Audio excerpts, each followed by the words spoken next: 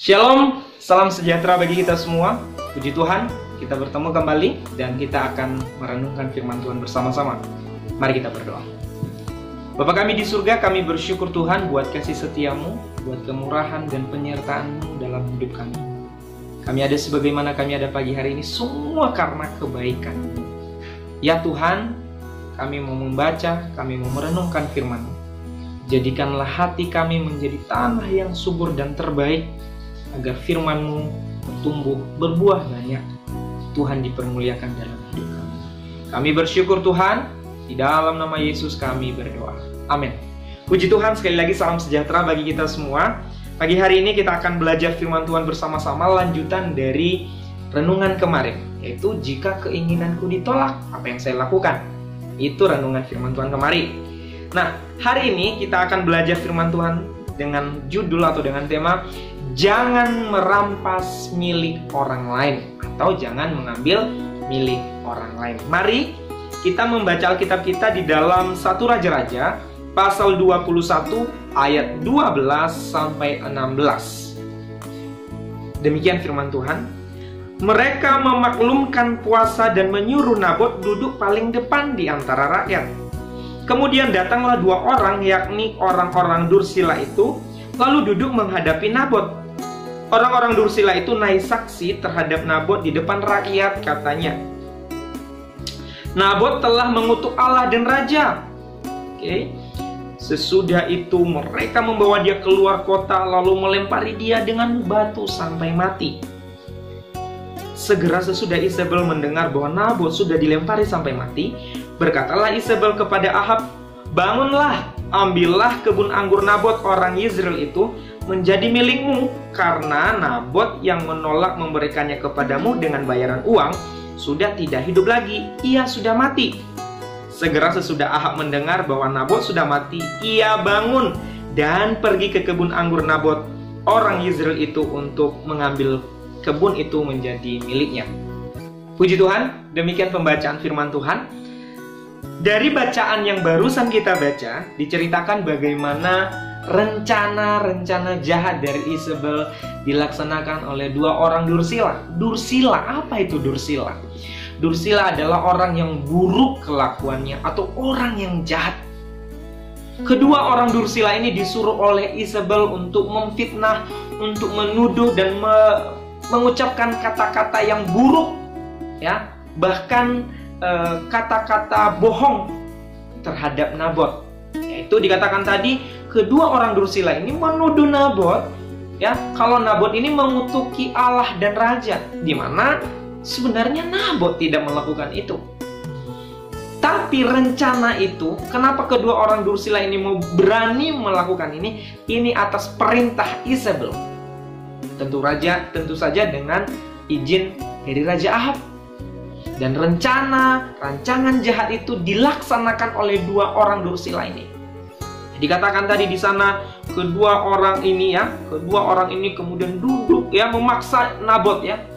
Kedua orang suruhan Isabel tadi, kedua orang Dursila ini memaksa Nabot untuk duduk paling depan. Duduk paling depan. Duduk paling depan, dan kemudian di antara bangsa Israel, kemudian kedua orang ini mungkin mereka berdiri dan mereka berteriak, mungkin, ya, mereka berteriak dan menuduh Nabot sudah mengutuk Allah dan raja. Ya, tentu saja hal itu membuat bangsa Israel menjadi marah besar terhadap Nabot. Di mana sekali lagi Nabot tidak mengatakan hal demikian atau tidak mengutuk Allah dan raja. Ini hanya akal-akalan saja.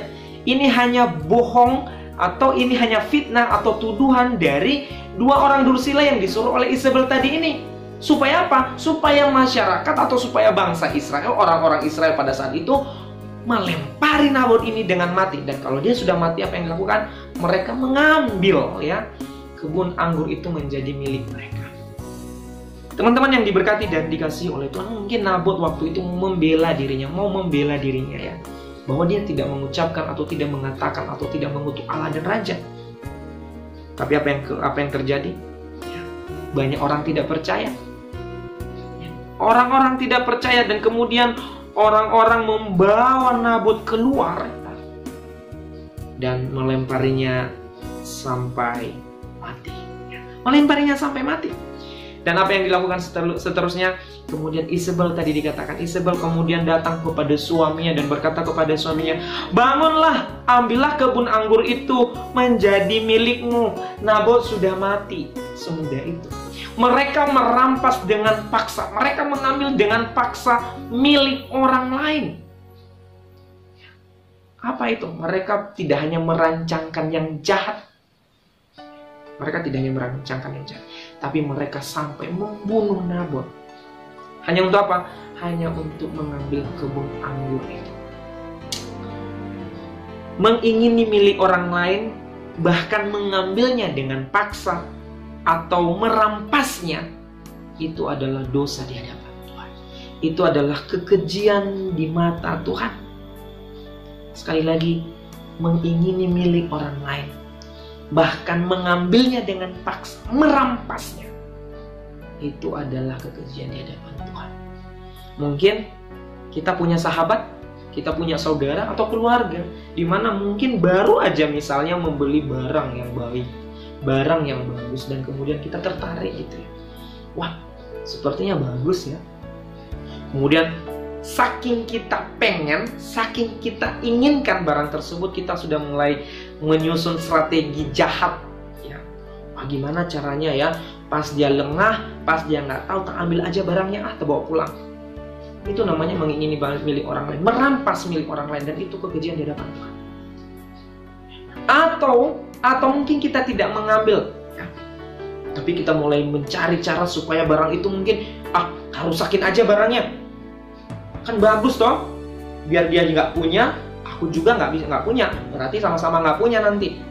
Itu juga jahat di mata Tuhan. Sekali lagi pagi hari ini kita diingatkan bersama-sama ya, untuk tidak mengingini milik orang lain, untuk tidak mengambil ya secara paksa milik orang lain. Diingatkan untuk tidak merampas hak orang lain. Tentu dalam banyak hal.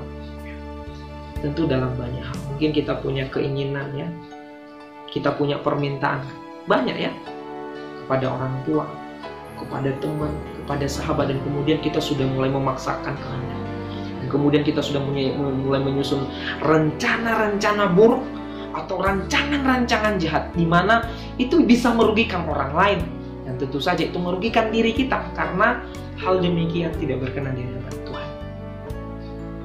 Isabel dan Ahab telah merampas kebun anggur milik Nabot. Merampasnya dengan paksa. Mengambilnya secara paksa. Itu sama dengan mencuri, dan tentu saja itu adalah hal yang buruk di hadapan Tuhan. Itu hal yang jahat di mata Tuhan. Ya, sekali lagi, mari ya, untuk mempraktekkan firman Tuhan ini. Tidak mengingini milik orang lain, tidak merampas milik orang lain, dan apalagi merancangkan hal-hal jahat terhadap orang lain. Mari kita baca ayat terakhir kita di dalam Imamat 19 ayat 13a. Janganlah engkau memeras sesamamu manusia, dan janganlah engkau merampas. Janganlah engkau memeras sesamamu manusia, dan janganlah engkau merampas. Sekali lagi, bersyukurlah dengan apa yang ada pada kita. Itu juga pemberian Tuhan. Dan jika engkau melihat milik orang lain, hati-hati, jangan mengingininya, apalagi sampai merampas, mengambilnya secara paksa. Kenapa? Itu merugikan orang lain, merugikan diri kita, dan itu tidak berkenan di hadapan Tuhan. Mari kita berdoa. Terima kasih Tuhan, kami bersyukur kepada Engkau. Terima kasih buat nasihat firman-Mu, teguhan firman-Mu. Ampuni kami Tuhan, kalau mungkin kami seringkali menyakiti hati Tuhan, bahkan menyakiti hati teman-teman kami, saudara-saudara kami, karena keinginan kami. Kami seringkali merancangkan hal yang kurang baik, bahkan yang buruk terhadap teman-teman kami. Tuhan, kendalikanlah ya Tuhan keinginan kami, agar kami tidak berdosa di dalamnya. Kami bersyukur kepada Engkau, berkati kami semuanya. Di dalam nama Yesus kami berdoa. Amin.